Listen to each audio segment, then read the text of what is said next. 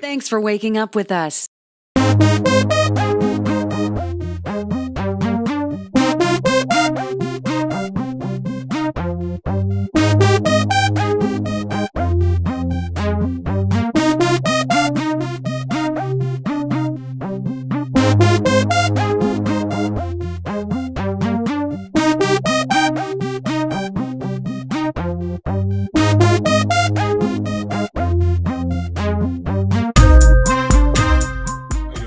Welcome back to Staying Focused for Jesus. Hope each and every one of you are having a blessed day in the Lord Jesus Christ as always.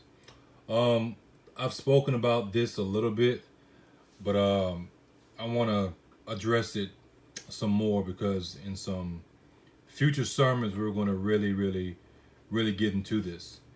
You have to realize that most of what you have been taught is a lie.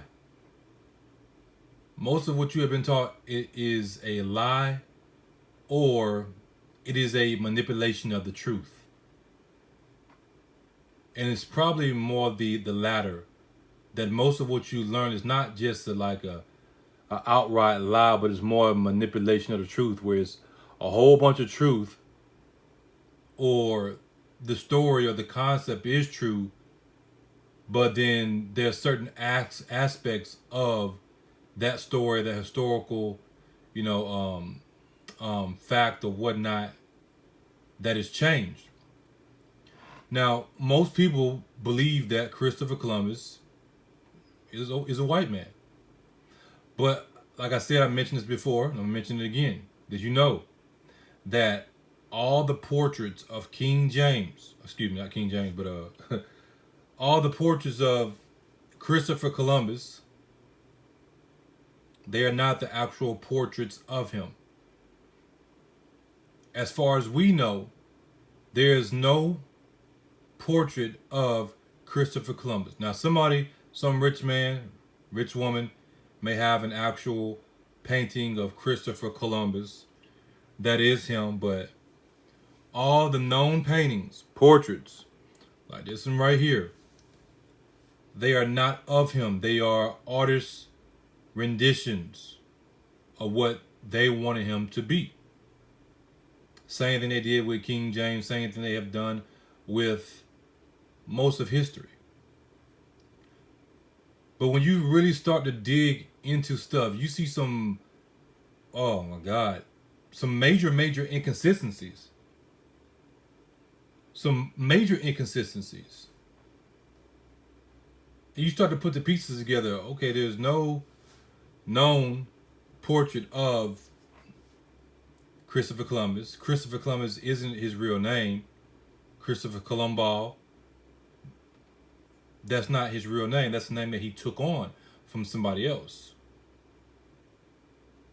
Is there an agenda? You find out that the people who brought Christopher Columbus over here were Moors, aka blacks. Rather you want to talk about Moorish in regards to religion or skin color, we know it's dealing with black folks who led Columbus over here. We know for a fact, according to Benjamin Franklin and many other sources, that at this particular point in time, most of the world was black. The royalty over there in Europe, Great Britain, these different places was black. If you got a problem with that, then go take it up with Benjamin Franklin. Go disprove the writings of Benjamin Franklin. Since so many people like to bring up Benjamin Franklin, then hey, go disprove him before you try to say that what I'm saying is false. When it's not just Benjamin Franklin that we can use to confirm these things as fact, but these aren't things that we've been taught in school, which is another perfect example. We're taught one thing. A lot of the stuff that we're taught about Europe is true. But then they don't tell you that it was black monarchy that was ruling in Europe. So Christopher Columbus, how I want to say this. I believe I got to do some more research. But I believe that Christopher Columbus was an Edomite. Let me make sure I say this, a black Edomite, because most people think that the Edomites are white. Yet they were twins, and the Bible doesn't say anything about him coming out white. It says red, ruddy, like his brother. Nothing about being white. He was hairy, came out like a grown man, because typically a child doesn't come out hairy. You grow hair when you grow into being a man, when your testosterone levels rise. That's why Hebrews have we have the beards that we have, partially because of our testosterone levels. That's why I did that sermon. If you don't know what I'm talking about, go back and listen to it. So when I speak about this stuff and I make the points again, then it makes more and more and more and more sense. Esau was not the so-called white man came out red because the blood was showing through his skin. If Esau was white, then he would have been a albino. He would have been a albino. But the scriptures don't give any indication, historical evidence don't give indication that he was a albino. So we must stay in the context of what the word is saying and what the definitions are telling us, not what we want to force. So Christopher Columbus was most likely, I know Edomites are black, but I'm going to say specifically a black Edomite, just for the sake of people believe that the Edomites are white. That Christopher Columbus was a black Edomite, at least, or he could have been mixed. When I say mixed, meaning not really mixed, but Edom and his brother, or he could have been mixed race in the sense of Esau, Jacob, his brother, and a Gentile somewhere down the line. But we can pretty much conclude, I'm telling you, we can conclude it if you go do your research. Like I said, I'm going to bring this information out later. We can pretty much conclude that Christopher Columbus was a black man. He was a Shemite. Abraham, Isaac, Jacob, from the lineage of Shem, which makes more and more sense in regards to Psalms 83 and why they were so hell-bent on bringing our people over here and why it was so easy for them to get us over here. When you look at all these things that we have discussed on this ministry. So this is the book, Christopher Columbus and His Legacy. I'm going to have this book for a while. I actually have not finished reading it. Just got other stuff going on. Let me get this other book right here so I can make sure this page stays down. This is another book I'm reading. The Slave Trade, Hugh Thomas. See how thick it is. So let me zoom in so you can see this. And it tells us no description of Columbus. Now this is historical accounts. These are historical accounts. This is back then. No description of Columbus at this precise period exists. So why is there no actual description of him? Is it possible that they destroyed most of that stuff like they did with a lot of stuff? We have to work back from what people said of him after the great achievement. So since there's not enough evidence to support what he looked like in modern day history, we got to go work back. We got to go back in time. We got to time travel to see what people said and then piece it together. So this is what we're going to do. We're going to piece it together and see what the evidence tells us. Oviedo, who witnessed the admiral's triumphant entry into Barcelona in 1493, says this of him in a work that was printed 40 years later. This is his description of Columbus. So we got to take it with a grain of salt, you know what I'm saying? And we got to look at the rest of the evidence, right? A man of honest parents and life, of good stature and appearance. So he was a good-looking man. He was pretty tall, right? He was of a nice height. That's interesting because we see the same thing in the scriptures. Taller than the average and strongly limbed. So he was a well-built man. He was a I'm telling you, he was, because you're probably reading it right now. He was a well-built black man. He was a tall, good-looking, well-built black man who had light hair and ruddy skin. Let's continue reading it. Taller than the average and strongly limbed, the eyes lively, and other parts of the face of good proportion, the hair very red. It said the same thing about Esau. Now here's the kicker right here. And the face somewhat ruddy and freckled. Fair in speech, tactful, and of a great creative talent. So he was, we could say, tall. He wasn't tall, dark, and handsome. But he was tall and dark enough and handsome. You could say he was tall, light, and handsome. You don't know how dark he was or how light he was, but it tells us, we can get a picture of it. He was of good stature, tall, than the average person. He had good appearance. He wasn't ugly. His eyes lively, so he had, you could say he had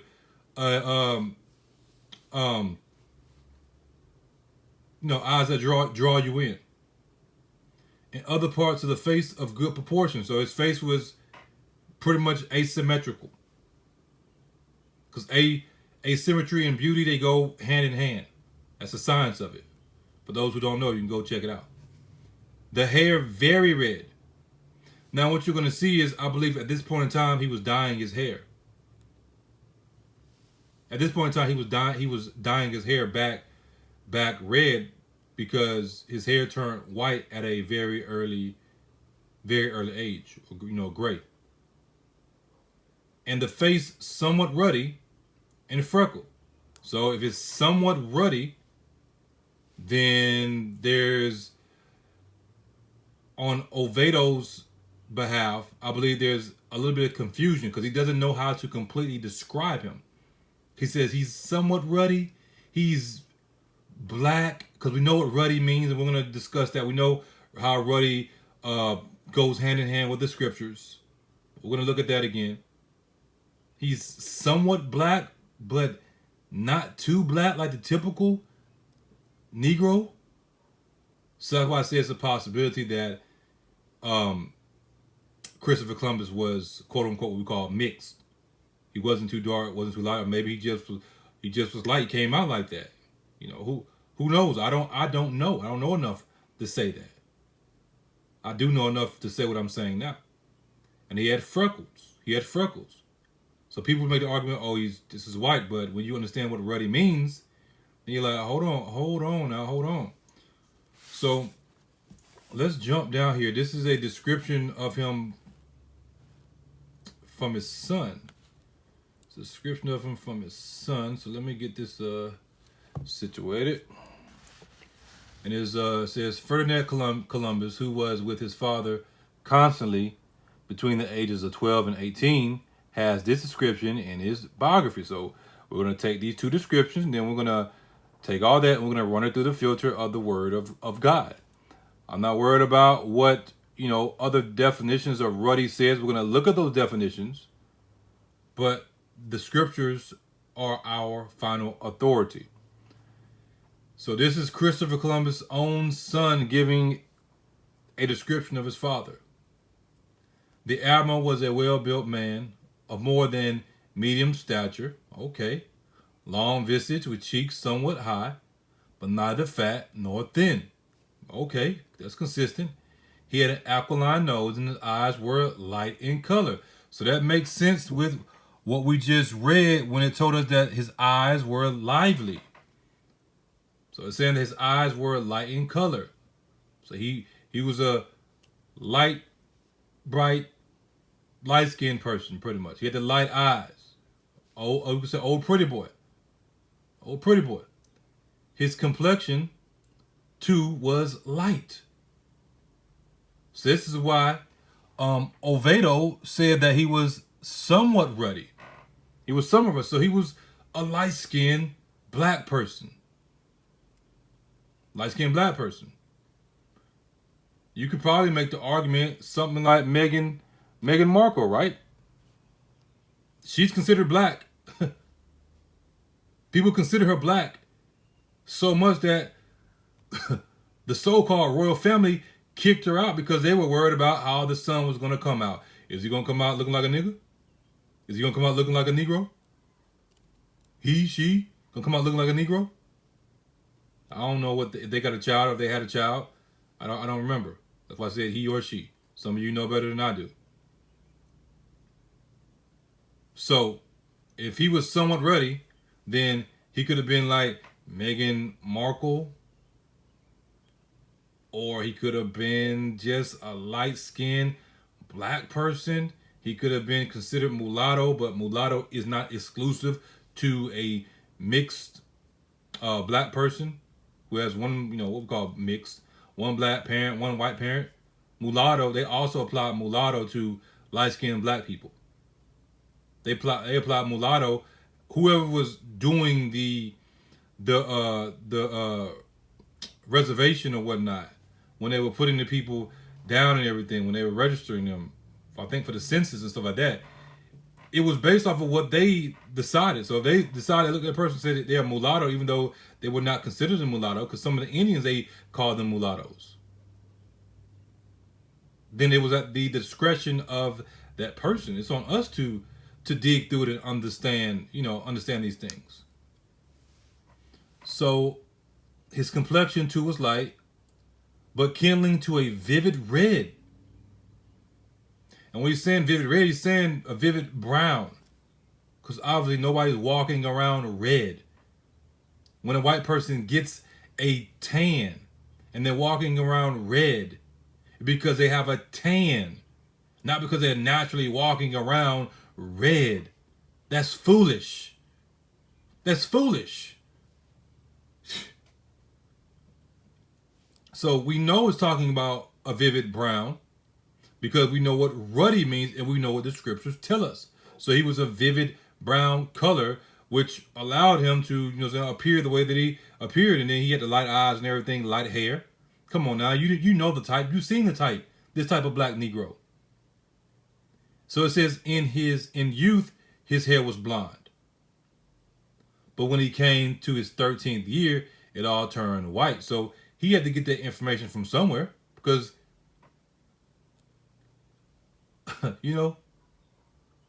he's giving a description about his father. He's giving a description about his father. How would he know that in his 13th year, his hair turned white unless somebody told it to him? Unless he had a child at a very, very young age. So some of this is because of what he remembers, and some of it because of what he was told. He could have been told by his father himself. That's why I believe that he dyed his hair back that red color that you're gonna see is really brown. It's really brown. That brown color, whatnot. I believe he dyed it because before that it said that what did it say? It said his hair very red. His hair was very red, right? And here it's saying that his hair was blonde and then it turned white, white, gray at the age of 13, his 13th year. Now it could be saying that at his son's 13th year, it turned white. It could be saying that, or it could be saying the other. Either way, I believe that he was still dyeing his hair back to that original complexion. Now, I want to address this before I go to my other points, where it says, right here. It says, whereas in his youth, his hair was blonde. I mean, that still kind of like proves the point of what we just said, because his father's hair was blonde at a young age. But the point I really want to make is, with his hair being blonde is not what you think. A lot of people, See, they purposely do stuff like this. You get programmed to thinking one thing. And so when they say one thing, you automatically have something within you triggered. They're trigger words based off of how you've been programmed. So when they say blonde, for most people, they're going to think of the typical blonde woman. They're primarily going to think of a white woman with the blonde hair, you know what I'm saying, big old breasts and everything, blah, blah, blah, blah. Most people, that's how they're going to think because they've been programmed to think that. If they don't think about, you know what I'm saying, a busty woman and everything, then they're going to think about blonde in the way that they have been conditioned to.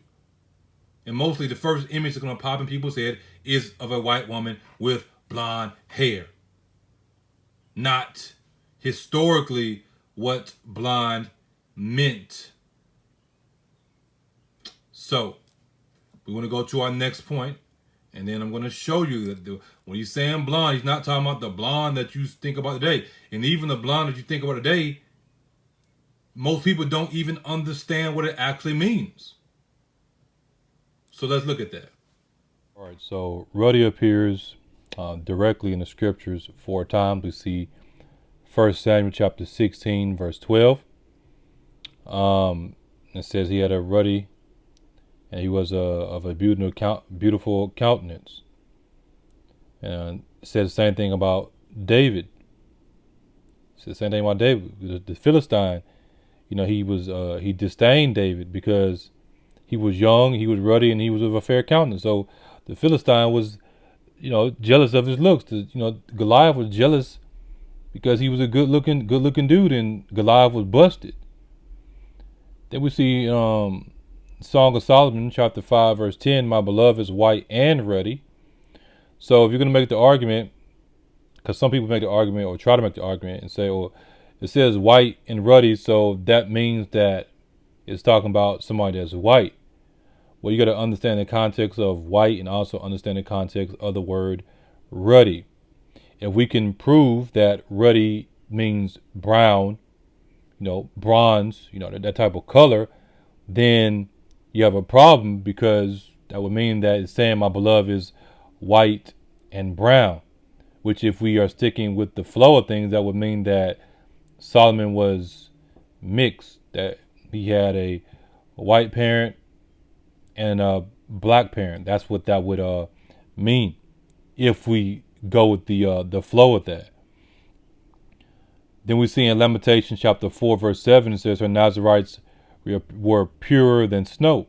They were whiter than milk. Well, nobody's walking around white like milk. Not even white people are that white. That's not natural. So, trying to force it to say that, it doesn't make any sense. Then it goes and says they were more ruddy in body than rubies. Rubies are red. They have a red color. So they were whiter than milk, but their bodies were brown, red, like rubies. That doesn't make any sense. It doesn't make any sense if you stick with that notion. So we look at ruddy.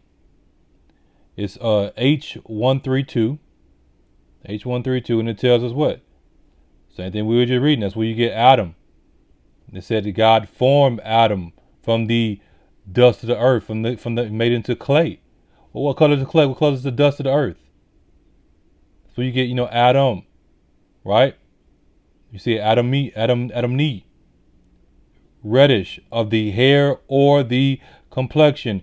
Red, ruddy. Nobody's literally walking around like, like the blood. But you understand the science of it. Why is blood red the way that it is? Because of the iron and all this other stuff. We've discussed all this. But it says reddish. So we got to have a better understanding of what does it mean when it's talking about reddish. Is it actually talking about what we call brown? A healthy, glowing brown color. Because we're talking about that reddish and talking about ruddy. It's talking about someone that has that brown skin that's glowing, that's healthy, that's lively.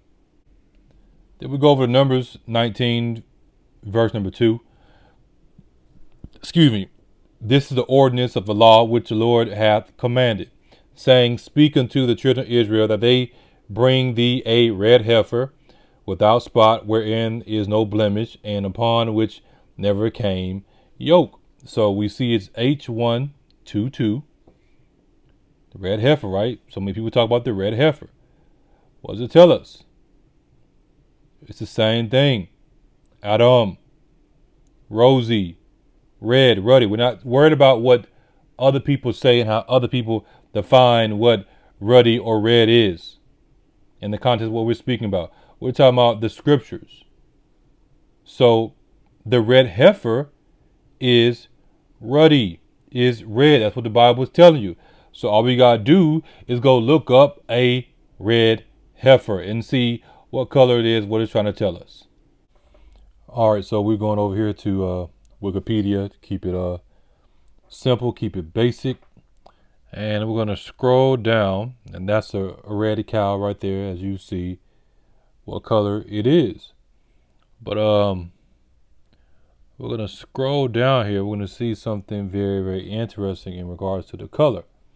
So it said the heifer's color is described in the Torah as aduma, which is what we read, normally translated as red. So we're talking about red, that reddish slash red/brown color. But look what it says after this. It says, however, Sadia translates this word to Judeo-Arabic as safra, a word translated to English as yellow. It says, in addition, the Quran describes Moses being commanded about a yellow cow. So you may say, well, no, it's red because that's what God was saying. That's actually true. But what it made me think about was this. When you have light-skinned black people, they're black, but sometimes we call them red bones. And, it depends. Sometimes we call them yellow bones. I know the difference and stuff like that, but pretty much a yellow bone and a red bone is almost interchangeable. So it says, to explain this discrepancy, Yosef, in his Hebrew translation and commentary on Sadia's work, argues that the Bible requires the cow to have a ruddy, light brown color, which he says is the normal color of a cow. He says this color is in general described in Hebrew and yellow in Aramaic, resolving the discrepancies in the color words. He explains the biblical requirement to mean that the cow be entirely of this color and not have blotches or blemishes of a different color. So, you can make the argument about it was red or, red, yellow, whatnot, but I just found that interesting that they did say that.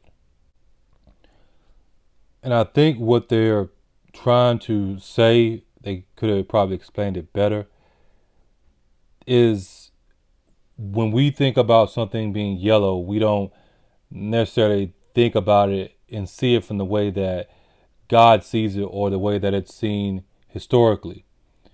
Just like when you look at gold or bronze or whatnot, when you go look it up and you break it down and everything, you always see yellow attached to it.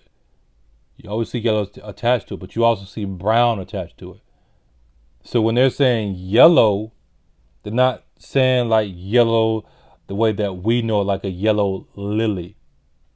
Oh, not yellow lily. Yeah, they make yellow lilies. But I'm thinking like a dandelion or whatnot. Like a yellow dandelion. They're not describing it in that way, in the same way. If we say yellow bone or yellow bone female, we're not literally saying that she's yellow like a yellow shirt or yellow flower. She's still brown. She just has yellow undertones and stuff like that.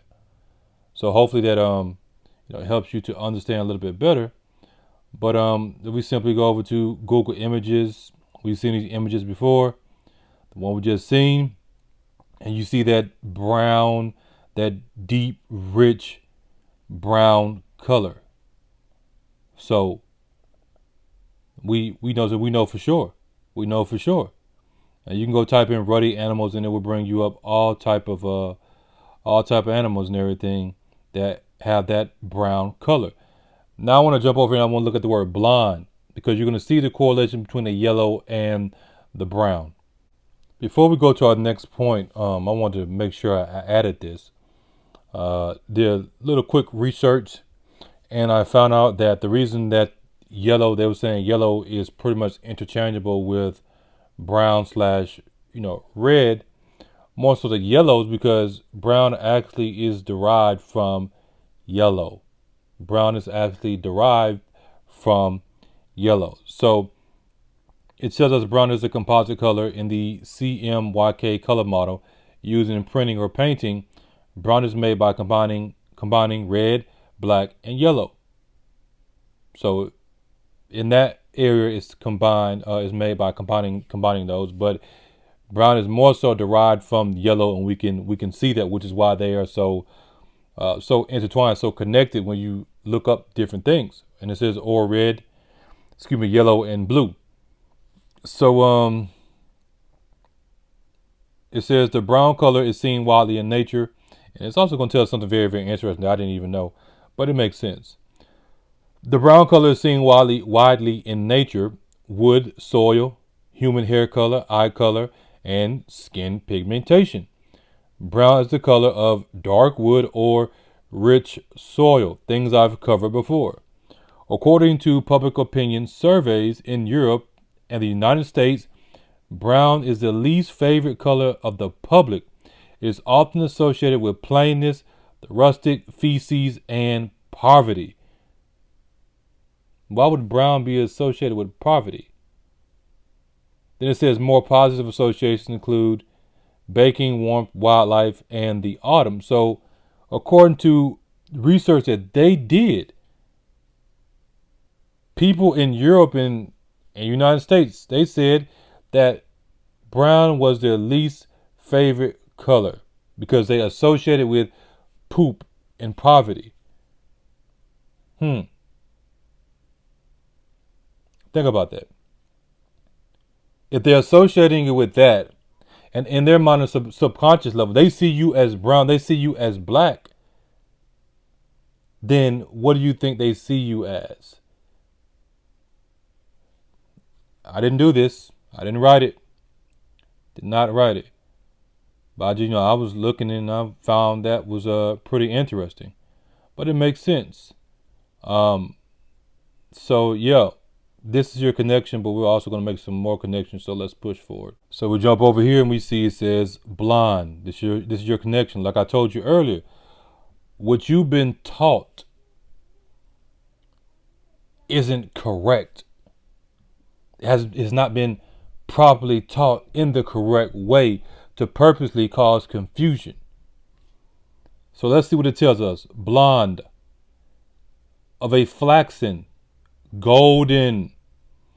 When you're frying chicken, when you're cooking in the oil, what color is the oil? It's almost like a yellow color, right? Yellow brown color. When that chicken comes out, that grease or whatever, what color did they tell you to pull it out at? Golden brown. So it says of a flaxen, golden, light auburn, or pale yellowish brown color. So let's see what else it tells us. It says of a light color, which makes sense in the context of everything that we have been speaking about. It says made by, colored by bleach. Go down here. Your typical stuff. But right here you see it says a light yellowish brown to dark grayish yellow. I want to say it one more time. A light yellowish brown to dark grayish yellow. So hopefully that makes sense. But let's go over here to auburn and see what auburn color looks like. So you simply go on Google. There's many other sources you could use. Sometimes when you're looking stuff up, it doesn't always give you what you're looking for. But I just went on Google and I typed in auburn color hair, black male.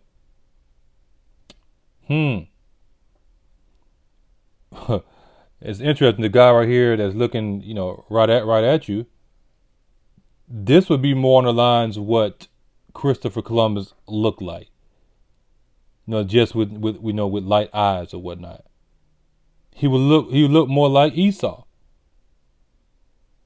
He has that auburn hair. You see it right there at the top. You see the different pictures, that auburn brown hair, or this guy right here with the waves and everything. This is more so what Esau would have looked like. But you get the idea of the auburn looking hair. Or matter of fact, even right here, this is Christopher Columbus right here all day probably. Not this effeminate man on the left. Well, both of them look effeminate, but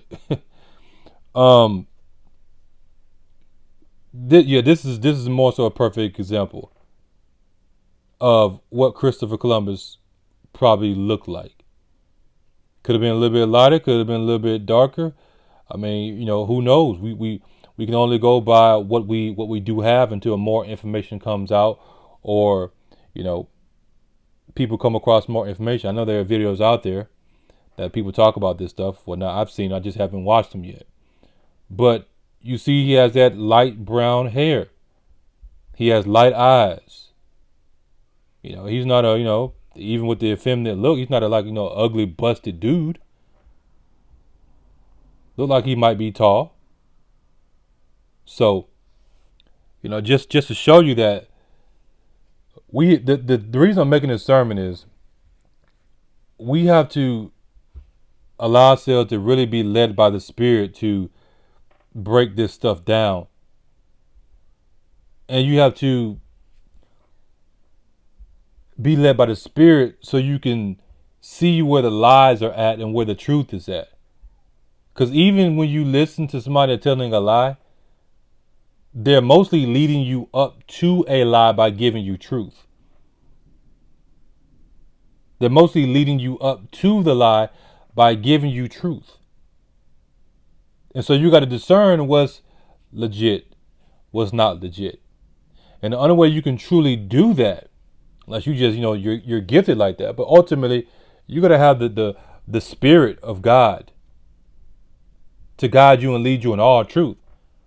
Now, there's some people, they can do the research, they can tell the truth from the lies and everything, but they can only do it to a certain extent, because the word tells us that the Spirit is going to guide us and lead us in all truth. Not some truth, but all truth. So we're seeing that what has been taught to us in school, most of it is a manipulation of the truth. And, we close with this right here. We go over here, we look at the blonde hair. You see that yellowish hue. This woman right here on the far right. You see the she has like a two-tone going on, where it's more brown at the top, and then it fades out and gets lighter and lighter. These are just different shades of blonde. Now, typically, when most people think of blonde, they think about what Rihanna has right here. This very yellowish looking hair, but it's still technically brown. But y'all women know this. Y'all women, you already know this. But you can definitely see the brown, the brown there. Definitely see it. This is champagne blonde. It's brown. It's what we would call brown. So I just wanted to share this with you to give you some things to think about. Make sure you're being led by the Spirit. Make sure you're being led by the Spirit of truth. And as we come with new information, come across new knowledge, then we will share it. But do your own research and make sure that you are on point and you're doing what you're supposed to do, so you will not be deceived in these last days. Because if they have went this far to lie about something like this, hey, I'm just saying. So with that being said, God bless each and every one of you in Jesus Christ's name. As always, stay focused for Jesus. And as you know, the truth is not debated, it is declared.